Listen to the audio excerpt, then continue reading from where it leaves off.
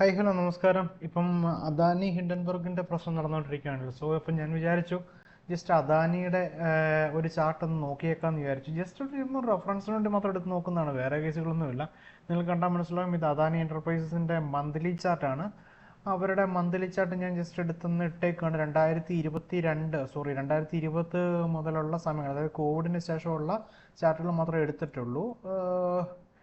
അതിനുശേഷം ഞാനിതിനെ നേരെ വീക്ക്ലിയിലേക്ക് മാറ്റുകയാണ്. വീക്ക്ലിയിലോട്ട് മാറ്റാൻ നേരത്ത് നമുക്ക് ബ്യൂട്ടിഫുൾ ആയിട്ടുള്ളൊരു കാഴ്ച കാണാൻ പറ്റും. അതായത് ഈ ചാർട്ട് ഇവിടുന്ന് വലിയ കുഴപ്പമില്ലാതെ ഇങ്ങനെ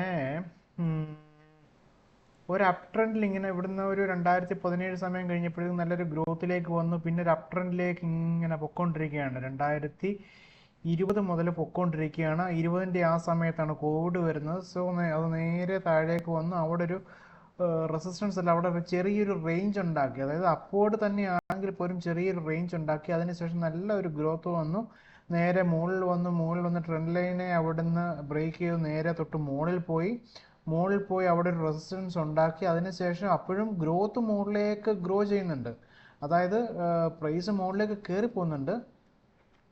അങ്ങനെ കയറിപ്പോയി മുകളിലേക്ക് പൊക്കോണ്ടിരിക്കുന്ന സാഹചര്യത്തിൽ ഏകദേശം ഈ ഒരു സമയം എന്ന് പറഞ്ഞു കഴിഞ്ഞാൽ 2023 ജനുവരി മാസം അവസാനം ഫെബ്രുവരി ആദ്യത്തെ ആ സമയങ്ങളിലാണ് ഈ വേട്ടാവളിയന്മാരുടെ ഫസ്റ്റ് റിപ്പോർട്ട് വരുന്നത്. ആ ഒറ്റ ദിവസം കൊണ്ടുണ്ടായിരിക്കുന്ന ഒരു ക്യാൻഡലിന്റെ വ്യത്യാസം, ക്യാൻഡിൽ ഒറ്റ ദിവസമല്ല, ഈ കാണിച്ചിരിക്കുന്ന വീക്കിലി ക്യാൻഡിലാണ്. ഞാനത് ഡെയിലി ടൈം ഫ്രെയിമിലേക്ക് ഞാൻ മാറ്റുകയാണ്. മാറ്റാടുത്തുനിന്ന് നമുക്ക് വിശദമായിട്ട് അത് കാണാൻ പറ്റും.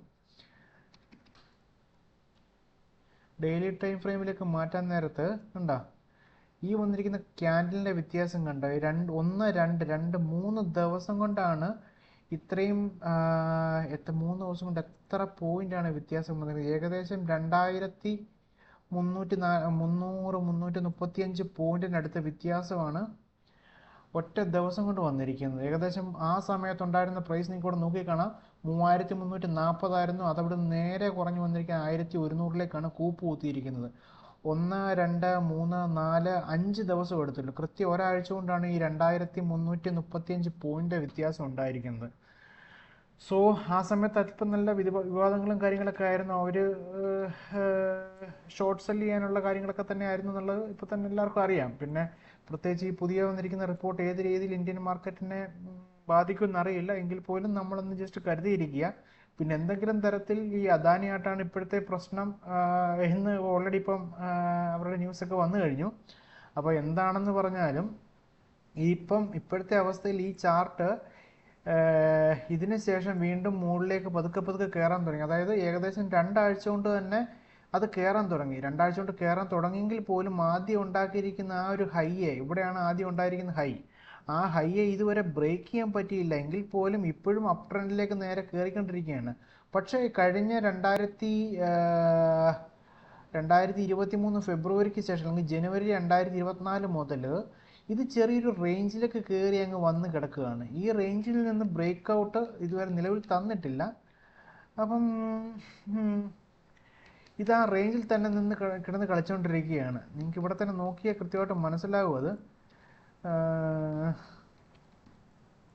ഇവിടെ നോക്കിയാൽ ഇവിടെ വന്നിട്ട് ഇത് ഈ ഒരു റേഞ്ചിലേക്ക് ഇവിടെ വെച്ചാണ് ഈ ഫസ്റ്റ് ബ്രേക്ക് ഔട്ട് ഉണ്ടാകുന്നത്. 2023 ജനുവരി മാസത്തിൽ അവസാനം, ഫെബ്രുവരി മാസത്തിൽ ആദ്യമായിട്ടാണ് വീക്ക്ലി ചാർട്ട് എടുത്തെങ്കിൽ ഫെബ്രുവരി മാസത്തിൽ ആദ്യമായിട്ടാണ് ആ വിവാദങ്ങൾ ഉണ്ടാകുന്നത്. ആ സമയത്ത് ഉണ്ടാക്കിയിരിക്കുന്ന ഹൈ ആണിത്. ആ ഹൈയെ ഇതുവരെ ഇത് ബ്രേക്ക് ചെയ്യാൻ പറ്റില്ല. അതിന് തൊട്ട് താഴെ വന്ന ഒരു റേഞ്ച് ഉണ്ടാക്കിയിട്ട് അവിടെ കിടന്ന് ഇന്ന് കളിക്കുകയാണ്. ഇപ്പോഴും നിങ്ങൾക്കൊരു കാര്യം ഇതിനകത്ത് കൃത്യമായിട്ട് മനസ്സിലാക്കാൻ പറ്റുന്ന ഒരു കേസ് എന്താ വെച്ച് കഴിഞ്ഞാൽ, ഇത് നോക്കിയേ, ഈ സപ്പോർട്ട്, അതായത് 2020 കാലഘട്ടത്തിൽ, അതായത് കോവിഡിന് ശേഷം ഉണ്ടായിരിക്കുന്ന ആ ഒരു റേഞ്ച് ഉണ്ടല്ലോ, ആ റേഞ്ചിനെ ബ്രേക്ക് ചെയ്ത് താഴോട്ട് പോകുന്ന ഒരു ഇത് കാണിക്കുന്നില്ല.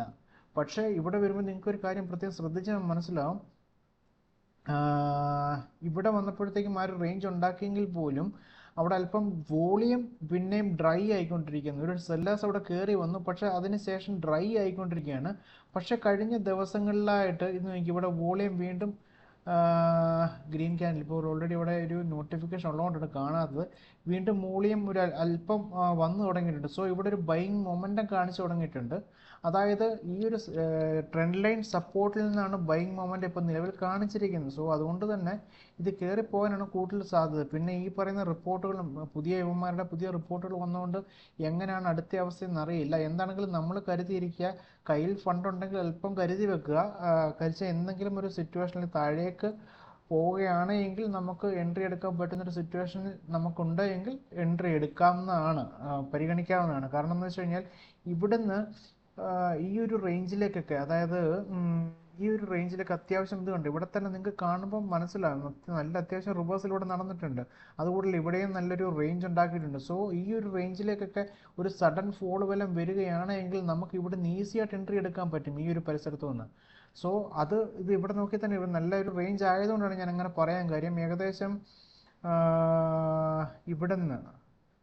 ഇവിടുന്ന് ഈ ഒരു റേഞ്ചിലേക്ക് പ്രൈസ് എന്തെങ്കിലും കാരണവശാൽ ഇവിടുന്ന് കൂപ്പ് കുത്തുകയാണെങ്കിൽ നമുക്ക് ഈ ഒരു സൈഡിൽ നിന്ന് നല്ലപോലെ ഒരു എൻട്രി എടുക്കാൻ പറ്റുന്ന ഒരു റേഞ്ചാണ്. അതായത് ഏകദേശം ഒരു 1600 ടു 1600 ടു ഇവിടെ നോക്കിയാൽ മനസ്സിലാവും, 1600 ടു 2000 എന്ന് പറയുന്നത് നല്ലൊരു പ്രൈസ് റേഞ്ചാണ്. അവിടെ വരുവാണെങ്കിൽ നമുക്ക് സിമ്പിളായിട്ട് എടുക്കാം. പിന്നെ ഈ പറയുന്ന പോലെ ഇപ്പോഴും ഇവിടെ ഒരു മൈനർ സപ്പോർട്ട് തന്നെ ഈ ഒരു പരിസരത്തും കാണിക്കുന്നുണ്ട്. ഇവിടെയൊക്കെ എന്തെങ്കിലും എൻട്രി എടുക്കാൻ എന്തെങ്കിലും സിറ്റുവേഷൻ മീൻസ് അവിടെ നമുക്ക് എൻട്രി എടുക്കാൻ പറ്റുന്ന ഒരു സാഹചര്യമാണെങ്കിൽ നമുക്ക് എൻട്രി നോക്കാവുന്നതാണ്. ഇപ്പം അറിയില്ല ഇതിപ്പം എങ്ങനായി തീരും എന്നുള്ള കാര്യം. അപ്പം എന്തായാലും നമ്മൾ കരുതിയിരിക്കുക, അത്യാവശ്യം ഫണ്ടും കാര്യങ്ങളും കയ്യിലുണ്ടെന്നുണ്ടെങ്കിൽ ഒന്ന് നമുക്ക് സെറ്റ് ആകുന്നതിന് വേറെ പ്രശ്നമൊന്നുമില്ല. എന്തായാലും താങ്ക് യു, ബൈ ബൈ.